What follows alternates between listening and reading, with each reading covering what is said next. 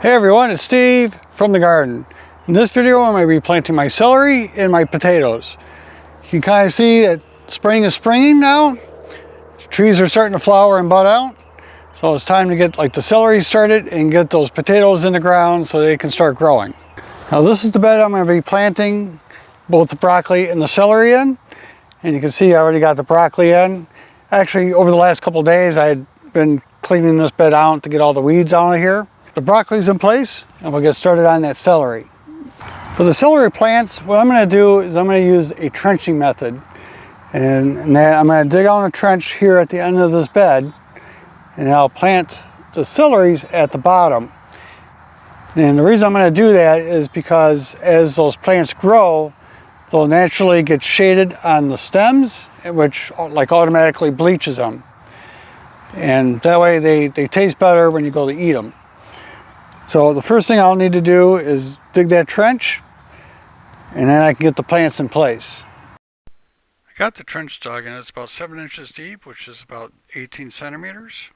So what I'm going to do now is just add some balanced organic fertilizer into the bottom. With the trench dug and the fertilizer in place, I can just take the plants, dig a little hole with my hand, and then fill them in. Now I'm going to plant these fairly close, but celery stays fairly compact overall, and this way they will kind of help shade each other out for bleaching the stems. So I'm going with 6 plants. Now a couple years ago when I grew celery, I think I had like 20 or something like that, and it was like way too much. So 6 plants should be plenty to keep us supplied over the winter time. Now another advantage of having the celery in the trench is that celery likes a lot of water. So with being in a trench, the water will naturally pool toward the bottom and help keep the celery plants watered. For planting the potatoes, I'm going to plant all the potatoes in these 10-gallon root pouches. As you can see, I got my trellising system kind of sitting over top, so I'm going to have to throw it off to the side so I can get everything planted. But I'm going to bring you in close to show you exactly what I'm doing this year. Last year when I planted potatoes, what I ended up doing is I ended up dumping each root pouch out into a tote. I amended the soil, then filled the root pouch back up, and then kind of put the potatoes in as I filled up the bag. That was pretty labor intensive, so this year it's going to be a little bit different. I'm just not going to do all the extra work. I'm just going to take some balanced organic fertilizer, mix it in with the soil here. And then on the north-south end of the bag, I'll dig down 2/3 of the way from the top. Plant my seed potato in there with the chit facing up. I'll do the same on this side.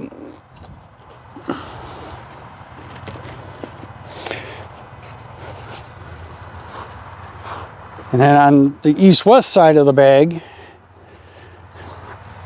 I will I'll dig down just 1/3 of the way through the bag and plant the seed potatoes in there.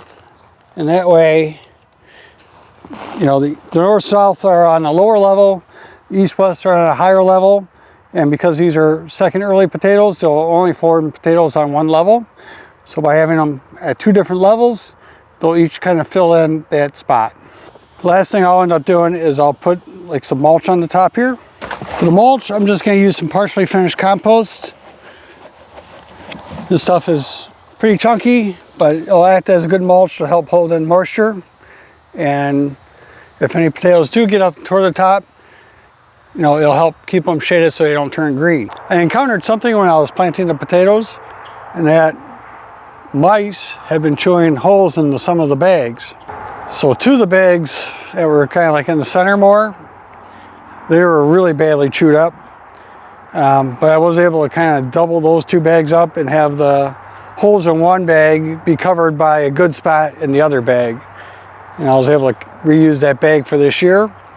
But I think at the end of the season, when I go to harvest, because I'm dumping the bags now completely, the bags that have holes in them, like those 2 really bad ones, I'll put those off to the side And the ones that, like this one I just showed you, which has some minor damage, maybe I'll just use the really bad ones, cut them up a little bit, and patch them on the other bags.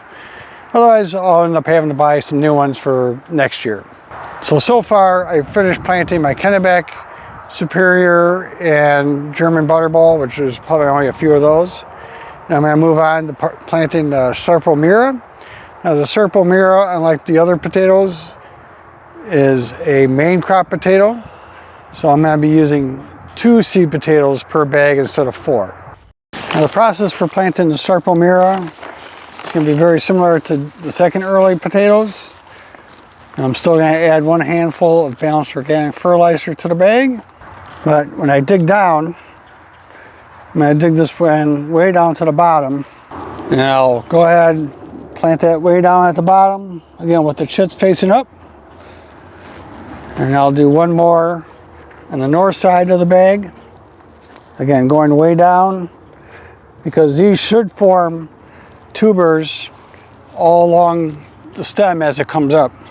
And I just top off the bag, and with 2 in there, that's all it's going to have. Now, I got a total of 10 bags I'm going to fill up, and I'll come back. It's the next day, and we got a really nice day today. It's like 80 degrees, which is very unusual for April. But over here, I got all the potatoes planted. I got the mulch with the semi-finished compost on top of the buckets. I ran the drip tape across all the buckets. And I got my trellis system in place, or made out of PVC tubing with fencing on the top. And I feel that's really important because, it helps keep the vegetation upright, not flopping over, which potatoes will definitely do that if they don't have something to kind of corral them. And by having that vegetation upright, they will naturally shade the top of the buckets, help hold in the moisture. And then if any potatoes do manage to form near the top, they're shaded so they don't turn green. Then over here on the broccoli and celery bed, I got my insect screen put up over top of all this. This will help keep the cabbage mouse out of here. And the back row, which faces south, I got space in there. They'll get 1 more planting of broccoli in there, which is not quite ready. It's still in the house and needs to be potted up in about another week or so. But eventually they'll get put in here, and I'll be all the broccoli until this fall.